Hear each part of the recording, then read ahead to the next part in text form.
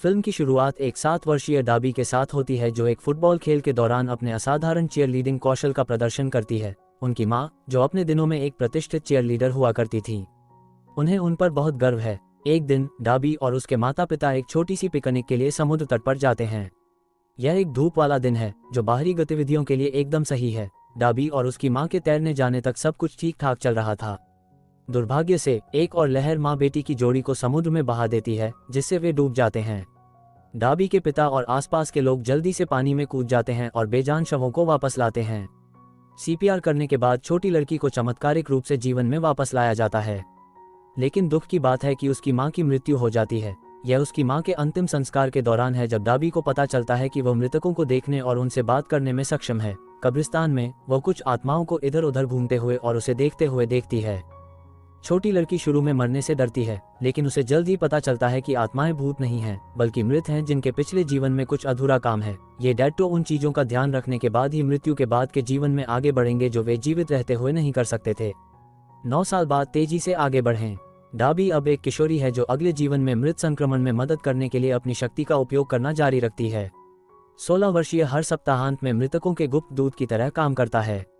वो उनके अधूरे काम को पूरा करती है, जिसके बाद वे हवा में गायब हो जाते हैं, जो अगले जीवन की उनकी यात्रा का संकेत देता है। वो अपने काम को एक अभिशाप के रूप में लेने के बजाय बहुत आनंद लेती है। हालांकि बिना आय के डाबी के साइड बिजनेस ने उसे सभी से दूर कर दिया है। वह स्कूल में अकेली रहती है, इसलिए उसे कक्षाओं में जाने से नफरत है। उसके पिता हमेशा उसे अधिक सामाजिक और मैत्रीपूर्ण बनने के लिए प्रोत्साहित करते हैं, लेकिन किशोरी जीविकोपार्जन के साथ दोस्ती करने के मूड में नहीं है। वह अपने दिनों में पूर्व मित्र मकर राशि सहित लोकप्रिय लड़कियों को जज करती रहती है। लोकप्रिय चीयरलीडर कैप्री डोनह्यू वर्तमान में एक सुंदर सहपाठी जेम्स को डेट कर रहे हैं।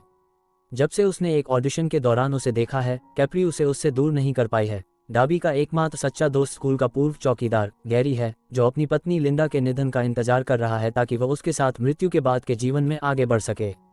जीव विज्ञान कक्षा के दौरान शिक्षक छात्रों को उनके अंतिम नामों के साथ वर्णानुक्रम में जोड़ता है। इसमें डाबी को जेम्स के साथ जोड़ा जाता है, जैसे हमने 6ठी कक्षा में प्यार किया था। मित्रता की दर से कैप्री का गुस्सा समाज में आता है, इसलिए उसे डाबी को अपनी सीट से हटने को कहा। लेकिन हमारी लड़की दारा हुआ बदमाशी से नहीं है और अपने लिए आवाज उठाती है। जल्द ही टीचर उनकी गरम भरम बात देखते हैं, इसलिए हमने कैप्री को हमारी सीट पर लौटने को कहा। यह बदमाशी को शर्मिंदा कर देता है और वो डाबी को एक आजीविका कहती है। दृश्य छोटे से पहले जेम्स, जो एक अच्छे दिल वाला इंसान निकला, डाबी को कैप्री की तरफ से माफी मांगता है। बाद में कैफेटेरिया में एक ट्रांसफर स्टूडेंट डाबी के पास आता है और उसके साथ बातें करने की कोशिश होती है, लेकिन हमारी शांत लड़की मानती है कि ये और एक डैड है, इसलिए उसे अपने काम के घंटे याद दिलादी का उपयोग करें। जब वो उससे भटक जाती है, तभी उसको एहसास होता है कि वो एक जिंदा इंसान है। डाबी उससे अपने बकवास के लिए माफी मांगती है जब उनकी स्कूल के प्रिंसिपल उन्हें इंटरप्ट करते हैं। प्रधानाचार्य फिर नए छात्र एलेक्स का परिचय करते हैं और उससे डाबी के साथ पढ़ाते हैं। डाबी इससे सहमत होती है, लेकिन उसे एलेक्स के साथ शाम को घूमने का प्रस्ताव नहीं करता है। उसने साफ कर दिया कि वो वीकेंड में फ्री नहीं है।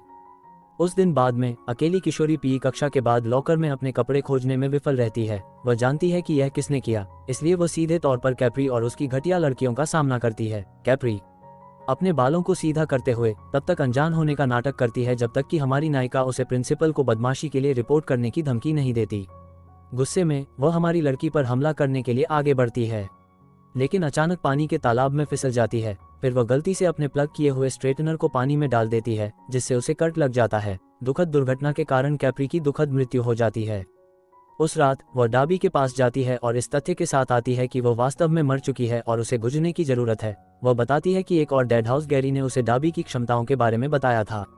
उसे ये भी पता चलता है कि वह अपने दिमाग से चीजों को शारीरिक रूप से नियंत्रित कर सकती है। कैप्री डाबी को तब तक परेशान करती रहती है जब तक कि वो ये तय नहीं कर लेती कि उसका मुख्य ध्यान मृत्यु के बाद के जीवन में जाने से पहले अपने 17वें जन्मदिन की पार्टी की योजना बनाना है। अगले दिन स्कूल में कैप्री अपने दोस्तों से मिलने जाती है जिन्होंने स्कूल में उसके लिए एक स्मारक का आयोजन किया है। हालांकि वह पागल हो जाती है जब उसे पता चलता है कि वे स्मारक के लिए उसकी सबसे भद्दी तस्वीर लाए हैं। फिर वह तस्वीर को जमीन पर कुचलने के लिए अपनी शक्ति का उपयोग करती है। इस बीच डाबी हमेशा की तरह गैरी से उसके साथ शतरंज खेलने के लिए मिलता है। वह उसका परिचय मेल नाम के एक अधेड़ उम्र के व्यक्ति से कराता है, जिसकी कल रात ही मृत्यु हो गई थी। मेल उन्हें शतरंज खेलते हुए देखने के बाद उसे आगे बढ़ने में मदद करने के लिए कहता है। डाबी खुशी से ऐसा करने के लिए सहमत हो जाता है। बाद में अवकाश के दौरान एलेक्स उसके पास जाता है और पूछता है कि वे कब बाहर घूम सकते हैं। लेकिन डाबी एक बार फिर उसे अनदेखा कर देता है। तभी वह कैप्री से टकराती है, इसलिए वह कर्जदारों से बात करने का बहाना बनाती है। कैप्री का कहना है कि वह तब तक मृत्यु के बाद के जीवन में नहीं आएंगी जब तक कि वह ये सुनिश्चित नहीं कर लेती कि उसकी प्यारी 17वीं जन्मदिन की पार्टी उसके बिना जारी रहेगी। लेकिन डाबी उसकी मदद करने से इनकार कर देता है और उसकी जीव विज्ञान कक्षा में जाता है। कैप्री उसका पीछा करती है और वास्तविक दुनिया में चीजों को हेरफेर करने के लिए अपनी शक्ति का उपयोग करने की धमकी देती है। हालांकि डाबी अभी भी उसकी बात सुनने से इनकार करता है। नतीजतन कैप्री अपनी एक सहपाठी को एक मृत मेढक से मारने के लिए अपनी ऊर्जा जुटाती है। डाबी सहपाठी से माफी मांगता है और शौचालय में जाता है। ऐसा करने के लिए डाबी को चीयरलीडिंग टीम में शामिल होने की आवश्यकता है। जैसे जैसे दिन बीतते जाते हैं वह कैप्री के सामाजिक दायरे में सफलतापूर्वक एकीकृत हो जाती है। फिर वह कैप्री का जन्मदिन मनाने और कट लगने के बारे में जागरूकता बढ़ाने के लिए टेलर और ब्री को प्रस्ताव देती है। वे शुरू में सोचते हैं कि यह एक मूर्खतापूर्ण विचार है, लेकिन डाबी अंततः उन्हें यह कहकर आश्वस्त करता है कि इससे उन्हें सोशल मीडिया पर अधिक अनुयायी मिल सकते हैं। जल्द ही कैप्री के प्रभाव के साथ डाबी लोकप्रियता हासिल करने लगता है।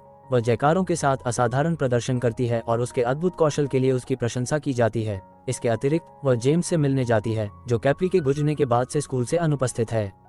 डाबी भी एलेक्स के साथ समय बिताना शुरू कर देता है और यह स्पष्ट है कि दोनों एक दूसरे से प्यार करते हैं। उसके चीयरलीडिंग प्रदर्शनों में से एक के बाद एलेक्स उसे डेट पर जाने के लिए कहता है, जिसे डाबी खुशी से स्वीकार करता है। जब हमारी लड़की के लिए चीजें सही दिशा में जा रही होती हैं, तो समस्याएं पैदा होती हैं। डाबी का नया जीवन उसके पुराने जीवन में हस्तक्षेप करना शुरू कर देता है, क्योंकि वह एलेक्स के साथ डेट करने से चूक जाती है और गैरी के दोस्त मेल को अगले जीवन में आगे बढ़ने में मदद करने के लिए बार बार मना कर देती है। कैप्री शुरू में अपने दोस्तों पर डाबी के बढ़ते प्रभाव से ईर्ष्या महसूस करती है, लेकिन गैरी और मेल उसे आश्वस्त करते हैं।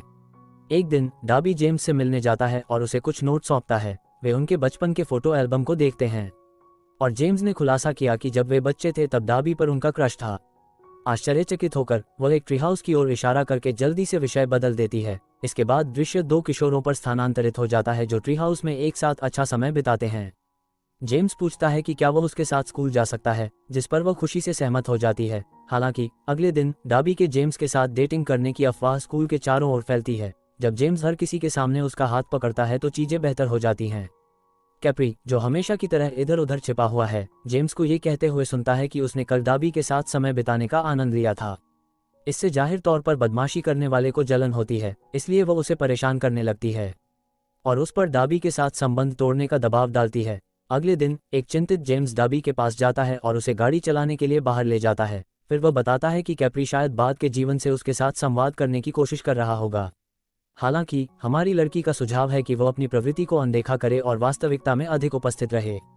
कुछ दिनों बाद डाबी कैप्री के बहुप्रतीक्षित जन्मदिन की पार्टी में शामिल होता है। इसके बावजूद कैप्री ने उसे ऐसा न करने के लिए कहा। डाबी को तब पता चलता है कि जेम्स अपनी मृत प्रेमिका के साथ एक ओविजा बोर्ड के माध्यम से संवाद कर रहा है। जल्द ही कैप्री ताना मारती है और अपनी हरकतों से पार्टी को बाधित करती है और धमकी देती है कि जब तक डाबी सभी को अपना असली रंग नहीं दिखाती, तब तक वह इस कृत्य को नहीं रोकेगी। इस तरह हर किसी को पता चल जाएगा कि वह वास्तव में कितनी झूठी है। कैप्री अपनी ऊर्जा का उपयोग ओविजा बोर्ड में हेरफेर करने और इसे आकाश में घुमाने के लिए करती है। उड़ते हुए ओविजा बोर्ड को देखकर हर कोई चकित हो जाता है, जबकि डाबी लगातार इसे पकड़ने की कोशिश करता है। जब कैप्री और अधिक शर्मिंदा होने की धमकी देती है तो हमारी लड़की अंततः अपनी क्षमताओं के बारे में सभी के सामने खुलकर बात करती है, ये स्वीकार करते हुए कि शांत होने का उसका पिछला व्यवहार एक मुखौटा था। इस वजह से वह एक बार फिर स्कूल में उपहास का विषय बन गई है। अप्रत्याशित रूप से कैप्री सुधार करने के लिए डाबी जाता है। उसे एहसास होता है कि उसने वास्तव में पार्टी में स्वार्थी व्यवहार किया था। वह अपने बचपन के सबसे अच्छे दोस्त के साथ कड़वे रिश्ते के साथ मानव दुनिया को छोड़ना नहीं चाहती है। ये भी पता चला है कि वह डाबी की मां का पता लगाने में कामयाब रही, जो अपनी बेटी को दूर से देख रही थी, ये देखने के लिए कि वह खुद को कैसे संभालती है। सुलह के संकेत में डाबी और कैप्री अपनी दोस्ती को फिर से जगाते हैं। इसके बाद कैप्री पतली हवा में गायब हो जाती है, क्योंकि वो मरणोपरांत जीवन में परिवर्तित हो जाती है। एक नई शुरुआत को गले लगाते हुए डाबी चीयरलीडिंग दस्ते के साथ सुलह कर लेती है और जेम्स के साथ अपनी दोस्ती बनाए रखती है। वह मेल को आगे बढ़ने में मदद नहीं करने के लिए गैरी से माफी भी मांगती है। अपने आश्चर्य के लिए गैरी ने साझा किया कि एलेक्स की बदौलत मेल मृत्यु के बाद के जीवन में चली गई है। फिर वह एलेक्स की भूतों को देखने की क्षमता का खुलासा करता है, जो कोमा में पड़ने के बाद डाबी के अनुभवों के समान है। एक साथ एक नया रास्ता चुनते हुए डाबी और एलेक्स डेट करने का फैसला करते हैं और एक साथ जीवन के बाद एक व्यावसायिक उद्यम शुरू करते हैं। इस बीच एक पक्षी, जो शायद कैप्री है, उन्हें दूर से देखता है।